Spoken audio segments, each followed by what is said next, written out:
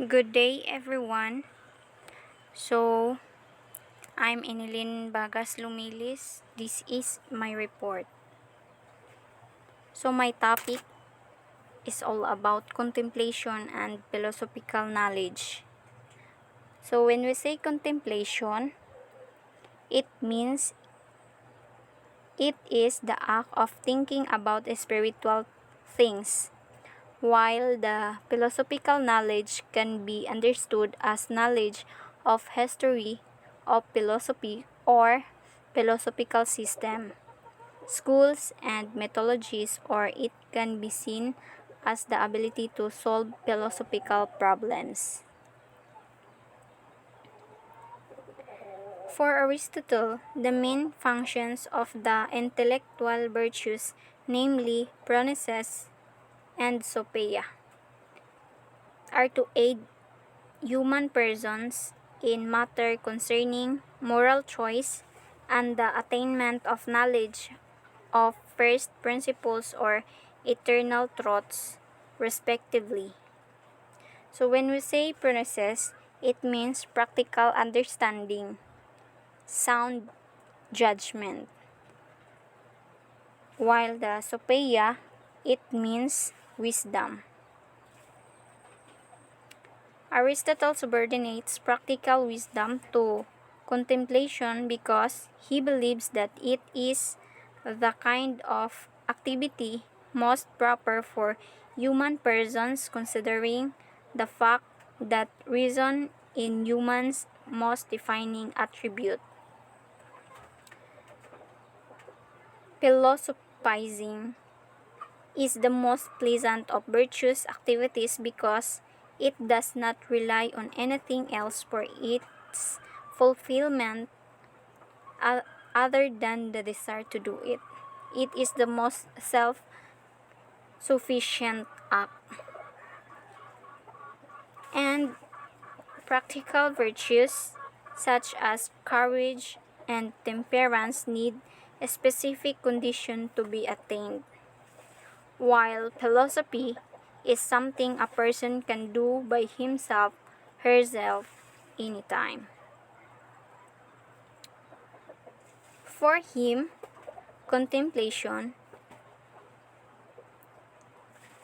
is an act that can be loved for its own sake because it has no other aim than to reveal the most fundamental truths of existence. In other words, no person may be considered happier than a person who has the time and the leisurely disposition for contemplation. Thus, Phronesis still plays a crucial role in the attainment of one's chief good, which is eudaimonia. So Phronesis, when we say Phronesis, it means practical understanding, sounds judgment. So that's the meaning of Phronesis. In other words, it means a true state, reasoned, capable of action with regard to things that are good or bad for man. That's for that's according to Aristotle.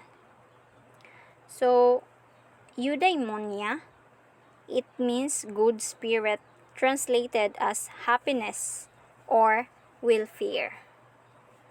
For Aristotle, the contemplative knowledge of the good does not automatically translate to its performance. Being virtuous in the practical sense is still cultivated through practical and habit or ethos. Living well means having the complementary disposition of intelligent conduct and a thirst for philosophical wisdom. So, next is our conclusion. So, our conclusion is ethics, it is a matter of living well through the habitual practice of virtue, which essentially translates into having a virtuous or excellent character, while eudaimonia is an activity of the soul that purposively attempts to choose the means between two extremes in the realm of morality. For example, according to Aristotle, a person who has cultivated the virtue of honesty throughout his or her life will not be influenced by a corrupt system. In fact, it would not even occur to that person that taking bribes or signing dubious contracts are an option because he or she has been so habituated to always choosing neither excess nor deficiency, but always the mean, which is the choice proper to a person that stays true to himself or herself as a rational being. So the last is Aristotle teaches us that character is the most essential. So character is una nga nakuan sa ethics, component of ethics. So a virtuous character is the result of the proper combination of practical wisdom, prudence, and habituation or ethos in the pursuit of the means misotis. The following chapter discusses Saint Thomas Aquinas' natural law ethics. Similarities between Thomistic and Aristotelian ethics can be noted because Saint Thomas Aquinas is known as the thinker who Christianized Aristotle.